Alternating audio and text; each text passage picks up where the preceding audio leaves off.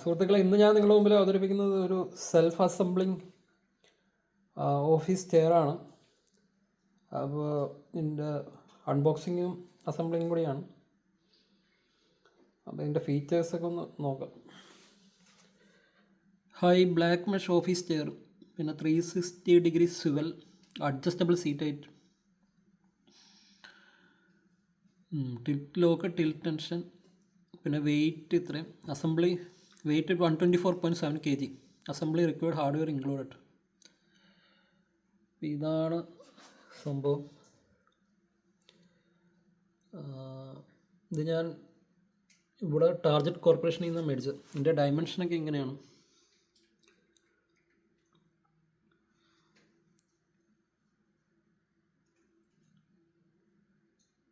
ഇതാണ് ഇതിൻ്റെ ഡയമെൻഷൻ.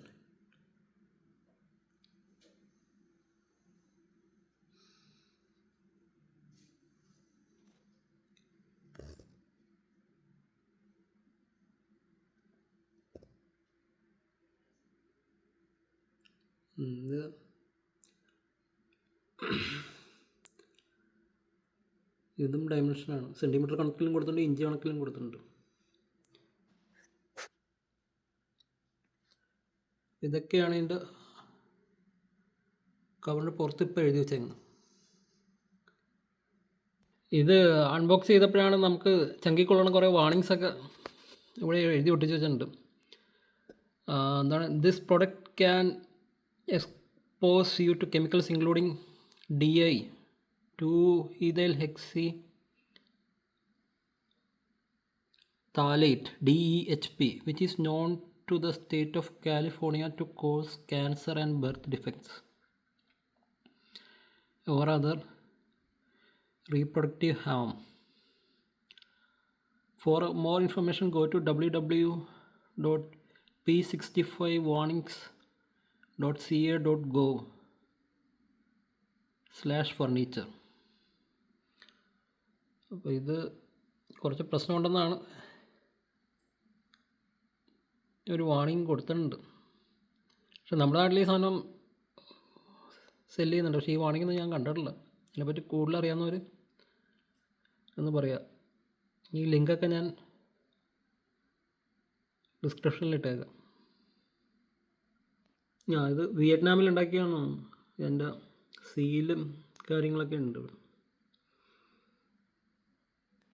വേറൊരു ലേബിളും കൂടി കണ്ടു, അതും കൂടി നിങ്ങളെ കാണിക്കുകയാണ്. അപ്പോൾ ഈ മെറ്റീരിയലെല്ലാം 100% പോളിയുറത്തൈൻ ഫോം പാഡ് വെച്ച് ഉണ്ടാക്കിയിരിക്കണമെന്ന് പറഞ്ഞു. പിന്നെ ഇത്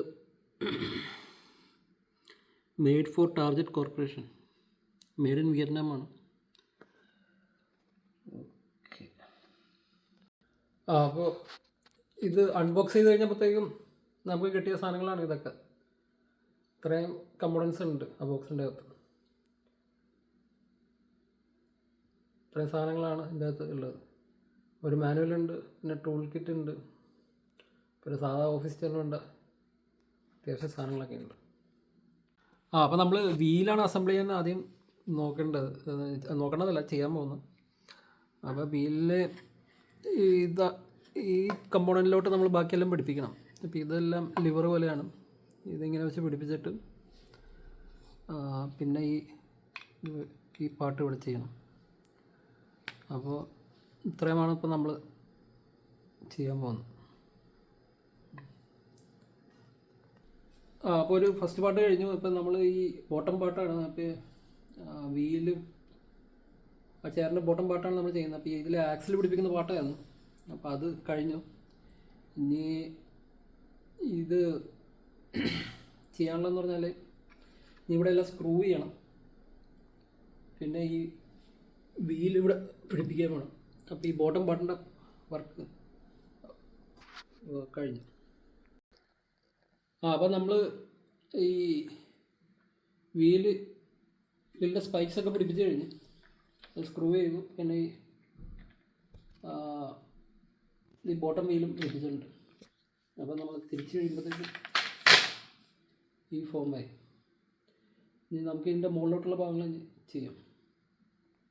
നമ്മൾ ഇനി ചെയ്യാമെന്ന് പറഞ്ഞാൽ ഈ സീറ്റ് മെക്കാനിസം എന്ന് പറഞ്ഞാൽ ഈ സാധനം ഈ സീറ്റിൻ്റെ ബാക്കിലൊന്ന് പിടിപ്പിക്കുക എന്നുള്ളതാണ് ചെയ്യുന്നത്. പിന്നെ അത് കഴിഞ്ഞിട്ട് നമുക്ക് ചെയ്യാനുള്ളതെന്ന് പറഞ്ഞാൽ ഈ ഗ്യാസ് ലിഫ്റ്റ് മറ്റേ വീലിലോട്ട് ഇത് പിടിപ്പിക്കണം. അതാണ് അടുത്ത സ്റ്റെപ്പ്. പിന്നെ ഉള്ളത് ആ മുകളിലത്തെ ചെയറിൻ്റെ മുകളിലത്തെ ഭാഗം പിടിപ്പിക്കുക എന്നുള്ളത്. അപ്പോൾ നമ്മൾ സീറ്റ് മെക്കാനിസം ഇവിടെ നമ്മൾ പിടിപ്പിച്ച് കഴിഞ്ഞു. ഇനി സീറ്റിൻ്റെ മുകളിലത്തെ ചാരുന്ന ഭാഗം നമുക്കൊന്ന് പിടിപ്പിക്കാം. അപ്പോൾ ഇതാണ് ചെയർ ബാക്ക്. ഈ ചെയർ ബാക്കിലോട്ട് നമുക്ക് ഇനി ഈ ആംസ് ഈ ഭാഗം പിടിപ്പിക്കാനുണ്ട്. പറഞ്ഞാൽ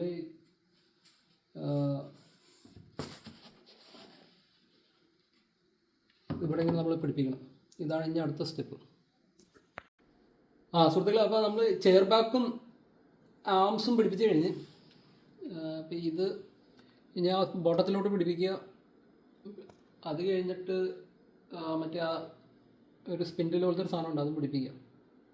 അതാണ് അടുത്ത സ്റ്റെപ്പ്. അടുത്ത സ്റ്റെപ്പ് എന്ന് പറഞ്ഞാൽ ഈ ഗ്യാസ് ലിഫ്റ്റ് ഈ ചെയർ ബേസ് സെൻറ്ററിലോട്ട് പിടിപ്പിക്കുക. എന്നിട്ട് അത് സീറ്റ് മെക്കാനിസത്തിലോട്ട് പിടിപ്പിക്കുക എന്നുള്ളതാണ് അടുത്ത സ്റ്റെപ്പ്. അതാണ് ഈ ഡയഗ്രത്തിൽ കാണിച്ചേക്കുന്നത്.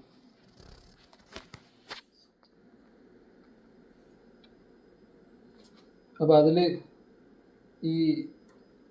ഇതാണ് ഗ്യാസ് ലിഫ്റ്റ്, ഇത് ചെയർ ബേസ് സെൻറ്റർ, ഇതാണ് സീറ്റ് മെക്കാനിസം. ഇത് തമ്മിലുള്ള കണക്ഷനാണ് ഇനി അടുത്തായിട്ട് ചെയ്യാം. അപ്പോൾ ഫ്രണ്ട്സ്, നമ്മുടെ ഓഫീസ് ചെയർ ടാർജറ്റ് കോർപ്പറേഷൻ എന്ന് പറഞ്ഞാൽ apex office chair AAF80- chair style നമ്മൾ അസംബിൾ ചെയ്ത് കഴിഞ്ഞു. അപ്പോൾ ചെയ്തപ്പോഴത്തേക്ക് ഒരു പുതിയൊരു വിവരം കിട്ടി. ഇതിൽ ഈ പോളിയുറത്തൈൻ ഫോമിൻ്റെ എമിഷൻസ് ഉണ്ട്. അപ്പോൾ അതിനെപ്പറ്റിയുള്ള ലിങ്കൊക്കെ ഞാൻ ഡിസ്ക്രിപ്ഷനിലിടാം. അപ്പോൾ അത് നമ്മൾ ബോധവാന്മാരായിരിക്കും. നമ്മൾ ബെഡ്റൂമിലും മറ്റും ഇങ്ങനത്തെ ചെയറും മറ്റും ടേബിളൊന്നും ഉപയോഗിക്കാതിരിക്കുക.